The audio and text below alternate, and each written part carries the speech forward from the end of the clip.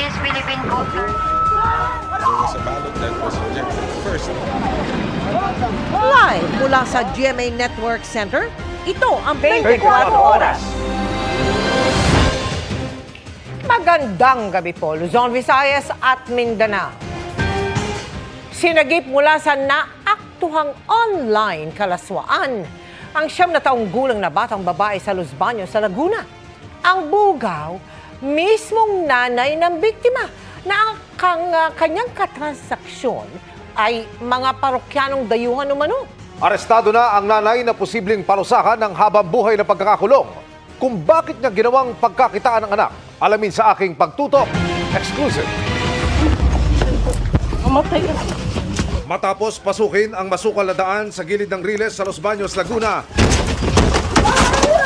natumbok ng pulisya ang target na bahay. Nakumpirma ang hinala ng tumambad sa kanila ang nangyayaring online sexual abuse and exploitation of children o OSAIC. Magdamit ka muna, bebe. Damit mo. Inabutan nila ang grade 4 student na 9 na taong gulang lang na naka-online. Nasa harapan ng kamera, nakawig at walang saplot. Huwag ka matakot, bebe. Ito mama, mas malaki to. Agad siyang kinustudiya ng mga pulis. Habang ang kanyang ina, dinampot at binitbit agad sa Campo Crame. Ayon sa PNP Women and Children Protection Center, mismong ina ng bata ang nagbubugaw sa kanyang anak sa mga parokyano nitong dayuhan online. Hindi lang basta picture, kundi live stream. So kung nakaschedule na yung live stream, sa kanya ipe-play actual kung anong pang-aabuso ang ginagawa niya sa kanyang sariling anak. Gagamiting ebidensya ang mga na-recover sa raid tulad ng mga pinapasuot sa bata ng kanyang ina. May mga parapernalyas na ginagamit para lalong maakit yung mga customer nila sa online. Sabi ng suspect, ginagamit niya ang anak para magkapera at mapondohan ang pag-a-apply sa trabaho ng mister. Kaya natin ito ginagawa dahil ang tatay mo nangihingi ng pamasahe, ng budget. Sabi niya, meron siyang inaasikaso para raw yun sa training niya, sa requirement niya. Noong 1 taon pa niya ito sinimulan at ang malimit nilang customer ay isang Amerikanong nakapagbigay na anya ng kulang ₱250,000. Ang alok niya, tutulungan niya kami magpatayo ng bahay. 25 to 30 minutes video. Normal lang na naked. Minsan, dahil sa sobra niyang galante,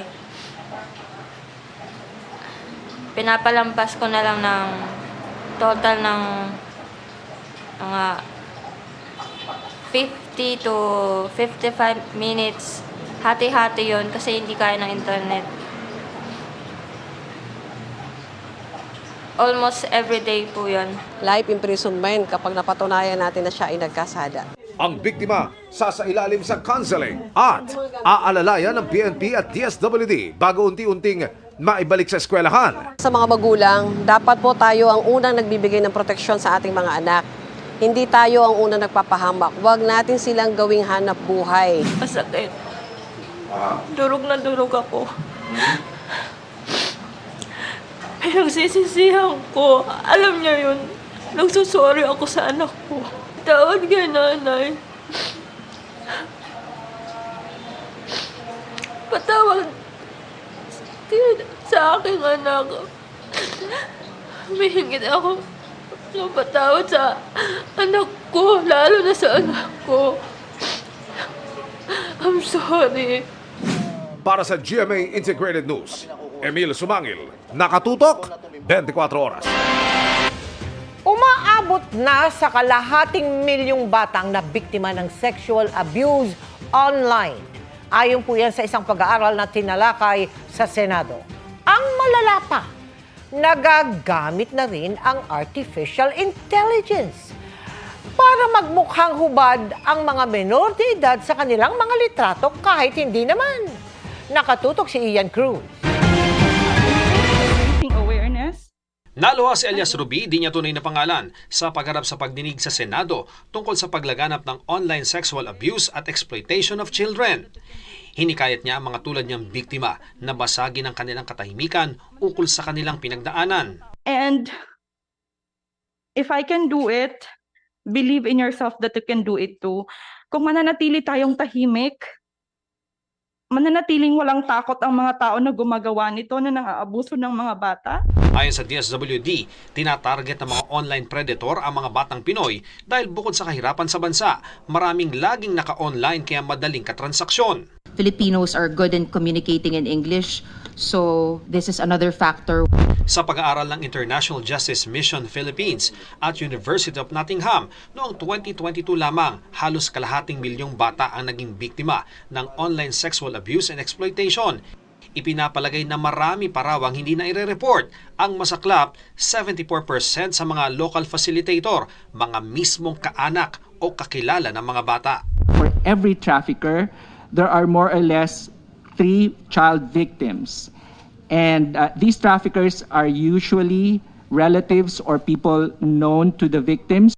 Nakakabahala na raw sa panahon ngayon, sabi ng Deep Web Connect, isang cybersecurity advocate.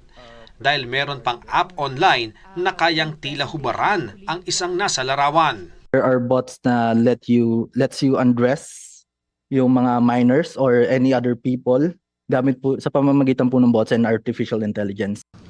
Ngayon, nagigimbal ako dahil may undress AI pala na pwedeng hubaran gamit ang AI, ang batang yon, at ibenta ang picture sa internet, subscription pa. Sobrang nakakashock, sobrang nakakagalit. Para sa GMA Integrated News, Ian Cruz, nakatutok, 24 oras.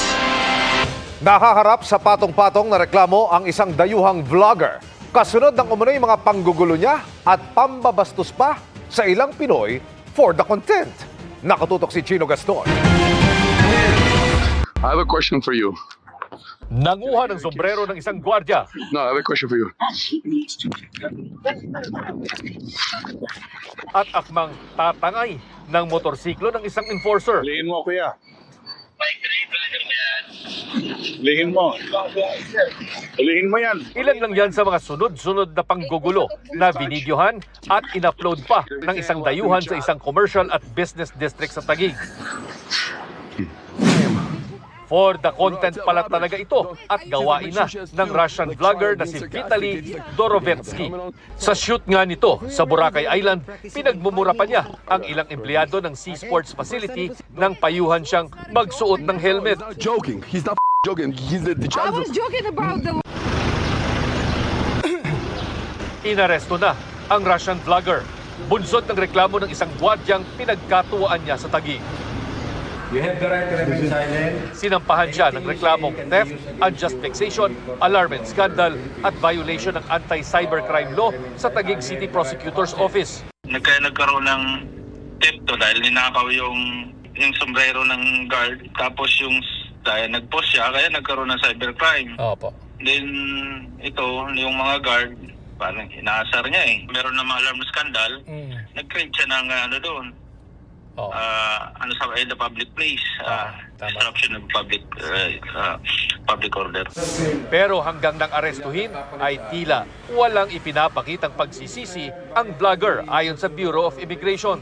Nang ilipat siya sa kanilang detention facility ay umaakto pa itong manghalik sa direksyon ng kamera at panay ang ngiti.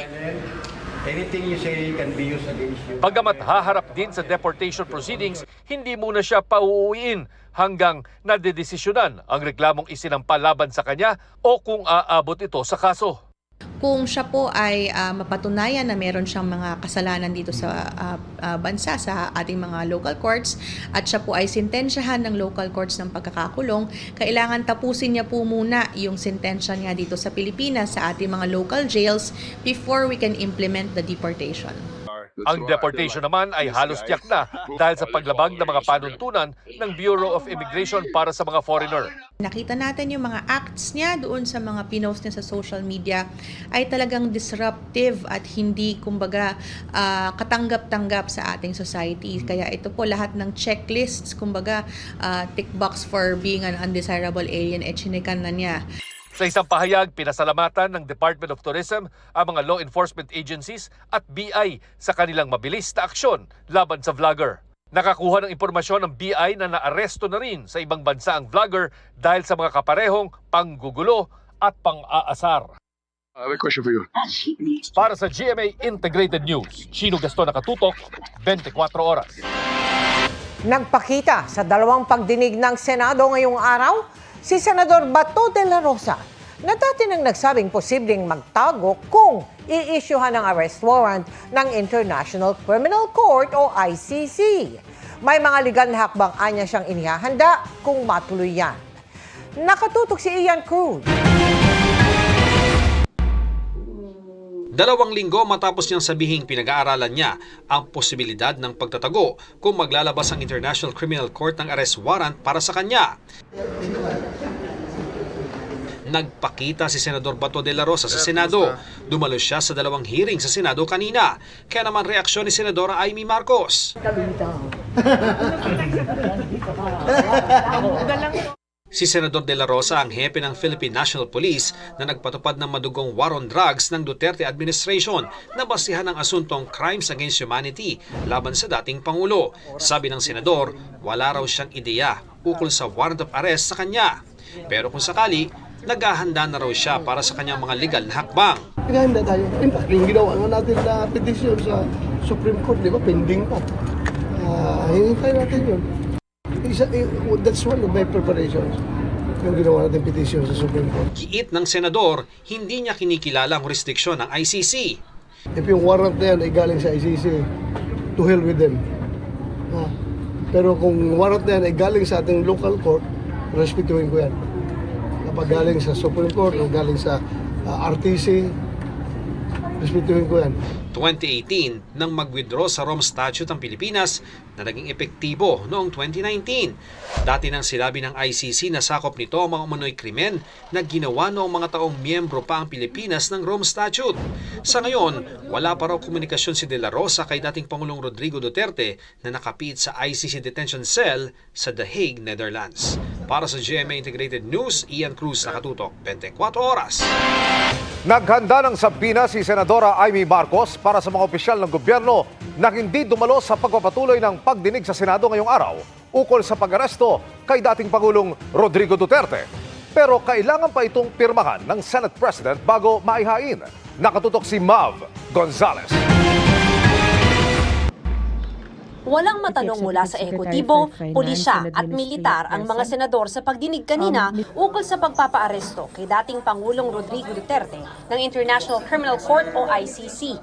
Gusto pa namang linawin ng Foreign Relations Committee kung sino ang doktor na nag-clear na bumiyahe ang dating Pangulo kahit mataas umano ang blood sugar, kung bakit Pilipinas ang naghatid sa kanya sa The Hague at kung bakit wala umanong passport at visa ang mga police escort na naghatid sa kanya. Maliwanag pa sa sikat ng araw na presidente ang nagbigay ng order na yun. Dahil sabi mo niya, he's just following orders.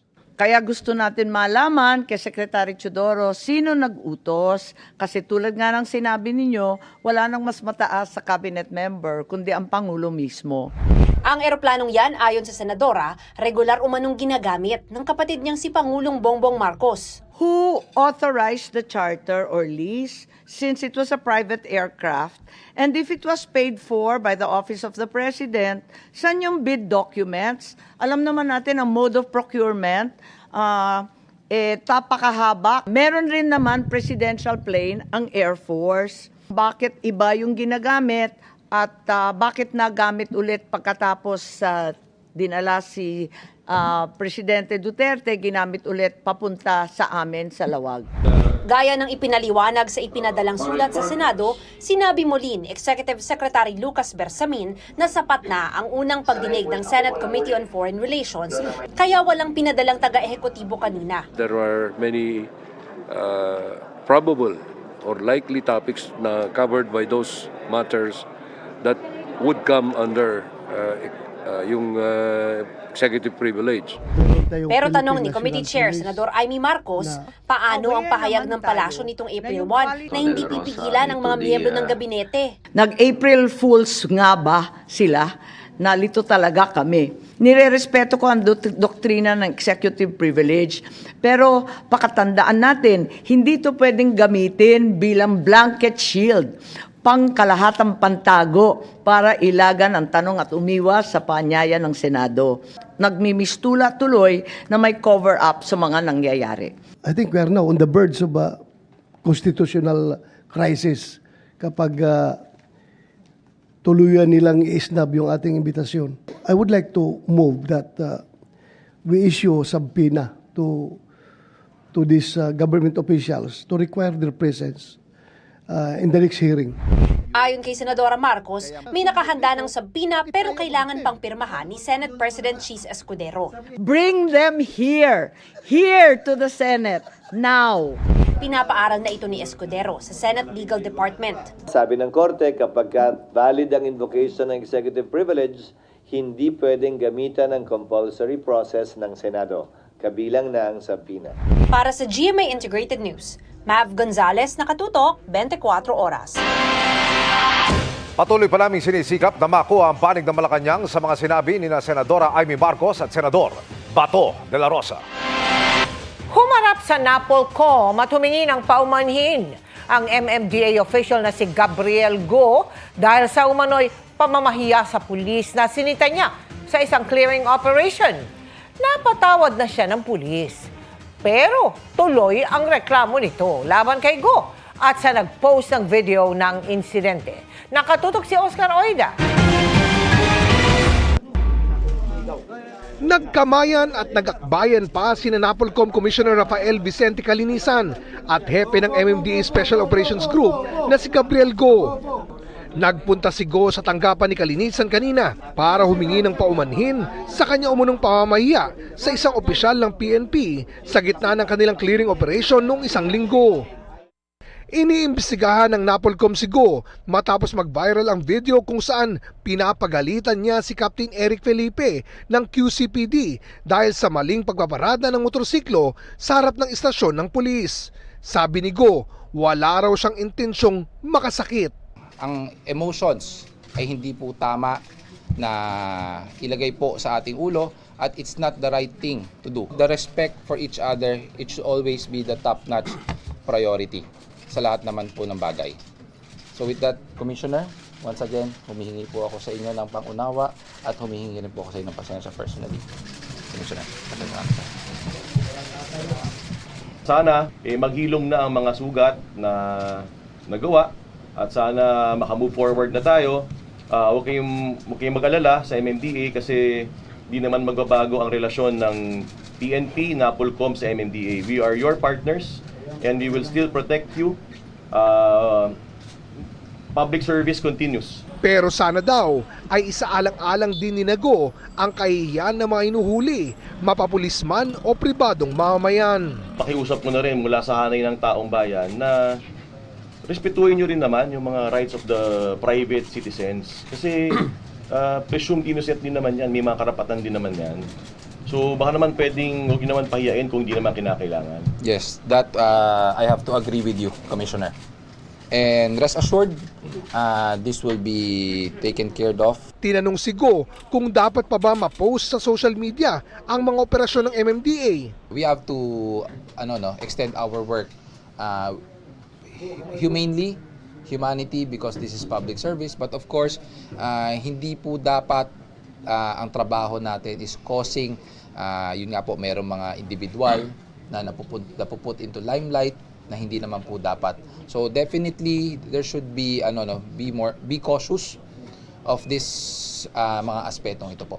Kaninang hapon, naghain si Captain Felipe sa Quezon City Prosecutor's Office ng reklamo paglabag sa RA 10175 o Cyber Libel Prevention Act laban kay Go at sa isa pang nag-post ng video.